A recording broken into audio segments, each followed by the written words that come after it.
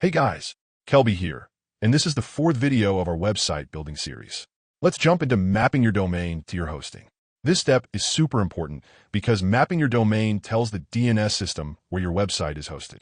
In simple terms, it connects your domain name to your hosting server so browsers know exactly where to load your website from. Now, here's the first thing you need to know.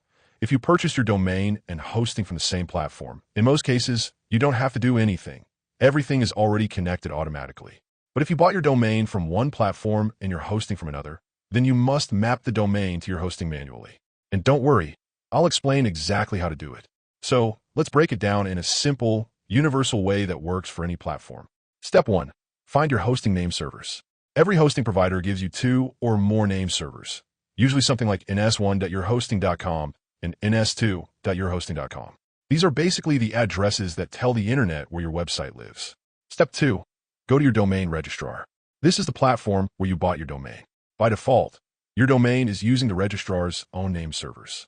You'll see something like default name servers in your domain settings. Step 3. Replace the default name servers with your hosting name servers. Just remove the old name servers and enter the ones provided by your hosting.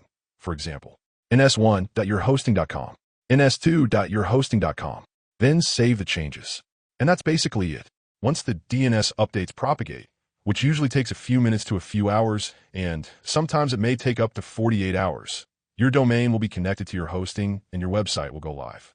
Remember, the exact names of the fields or buttons might look slightly different depending on the platform, but the process is always the same.